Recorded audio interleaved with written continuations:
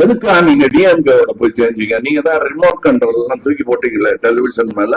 கமலஹாசன் ரிமோட்டை தூக்கி போட்டதுக்கு ஒரு விளக்கம் கொடுத்தாப்புல, சரியான விளக்கம். நான் பார்த்தேன், என்னடா நம்ம இப்பதான்டா பேசணும், ரிமோட்டை தூக்கி போட்டு அவர்கிட்ட போய் ஐக்கியமாயிட்டாரு, திருடைங்க கூட்டம்னு சொல்லிட்டு நேரடியாக அங்கே ஐக்கியமாயிட்டாருன்னு சொன்னோம். இப்போ என்ன விளக்கம் கொடுத்துருக்காப்புலன்னா, சரி விடு, கேஜிஎஃப் மாதிரி அவங்க நம்மகிட்ட தான் பேசிட்டு இருக்காங்கன்னு நம்மளே சொல்லிட்டு உட்கார வேண்டியது. என்ன சொல்றாரு அப்படின்னா, ரிமோட்டை தூக்கி போட்டேன், ஆமா நான் பண்ணேன், இல்லைன்னு சொல்லல. ஆனா ரிமோட் இப்போ வேற யாராச்சும் எடுத்துடக்கூடாது இல்லை, என்ன யார் எடுத்துக்குவா? இப்போ பிஜேபி வந்து இந்த இடத்த பிடிச்சிருமா?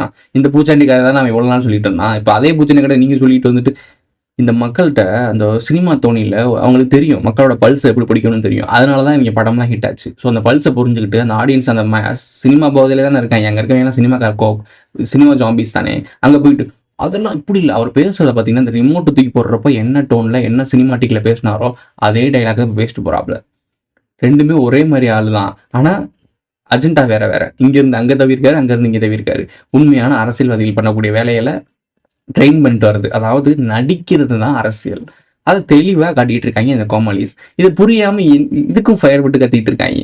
என்னங்கடா நீங்க, ரிமோட்டை தூக்கி போட்டது இவர் தான், அவங்க திருடன்னு சொன்னது இவர் தான். சரி, இப்போ பிஜேபி இங்க உள்ள வரப்போகுதுன்னு சொல்றீங்க, பிஜேபி திருடன்னு வச்சுக்கோங்க, பிஜேபி உள்ள வரப்போகுது தான் நீங்க இவங்க கூட சேர்றீங்க.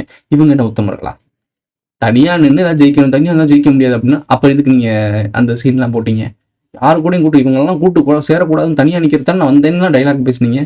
அதாவது தன்னுடைய பவரை காட்டுறது, தனித்து நின்று நமக்கு எவ்வளவு கூட்டம் இருக்கு அப்படின்னு காட்டிட்டு அதுக்கேற்ற மாதிரி அமௌண்ட்டை வாங்குறது. இதுதான் காலகாலமாக நடந்துட்டு இருக்கு. எல்லாரும் வந்தப்போ ஏன் தனித்து நிற்கிறாங்க? ஏன்னா தன்னோட வெயிட்டேஜை காட்டுறது, எனக்கு பார்த்தீங்களா இவ்வளோ கூட்டம் இருக்கு அப்படின்னு காட்டிட்டு அப்போ உனக்கு இவ்வளோ பர்சன்டேஜ் பா அப்படின்னு கொடுப்பாங்க கூட்டணி சேர்றதுக்கு. அப்போதான் கேட்க முடியும், பார்த்தீங்கன்னா என் பக்கம் இவ்வளோ ஓட்டு இருக்கு, எனக்கு இவ்வளோ கொடுங்க அப்படின்னு கேட்க முடியும். இது இது இது பேசிக்காவே உங்களுக்கு புரியலையா? இவரெல்லாம் அந்த மாதிரி ஆளுதான். கட்சியை இப்போ கழிச்சிட்டு கோபாலபுரத்தில் கொத்தடிமை ஆகிட்டாரா, எம்பி ஆகி போய் உட்காண்டாரு. இவர் என்ன எலெக்ஷன் நின்று ஜெயிச்சாரா? எம்பி ஆகி போய் உட்காண்டாரா? முடிஞ்சு வச்சு. இவ்வளவுதான் அந்த எலெக்ஷன் ட்ராமா. அதெல்லாம் யார் ஜெயிக்க வைக்கணும், யாரை தோக்க வைக்கணும்ன்ற முடிவு பண்றது இவங்க பண்ற இந்த மாதிரி கோமாளித்தனம் தான். இந்த கோமாளிஸ்லாம் உருவாக்கி வச்சிருக்கிறது ஏன் தெரியுதா? இவங்களுக்குலாம் ஏன் இவரெல்லாம் வரி பணம் தான் கரெக்டாக கட்டிடுவாப்ல. விஜய் ஏன் லாக் பண்ணியிருக்காங்கன்னு தெரியுதா? அடுத்த டைம் டிஎம்கே ஜெயிக்கணுன்றக்காக தான். ஜனவரி மாதம்னு ஒன்று வரும், ஜனவரி மாதம் இந்த மெசேஜ். அடுத்த ஒரு வீடியோவில் சந்திப்போம். இன்னொரு ரிமோட்டெல்லாம் நிறைய பேர் எடுத்து வச்சிருப்பாங்க, அந்த ரிமோட்டையும் பார்த்து விசில் அடிங்க, திருப்பி அந்த டிவி உடைப்பாங்க, திருப்பி வேற டிவி வாங்கி அதே பிராண்டில் ஒரு டிவி வாங்கிட்டு சே அந்த டிவி நான் உடச்சிருக்கூடாது அப்படின்னு சொல்லி டிவி பேசுவாப்ல, அதையும் கேட்டு உட்காருங்க. அந்த கலைஞரின் மகனாக இருக்கக்கூடிய நான் சொல்லுகிறேன், தர்மம் தன் வாழ்வதனை சூது. I am not prepared to answer you. You are anti-Indian. முடிவு பண்ணிட்டீங்களா?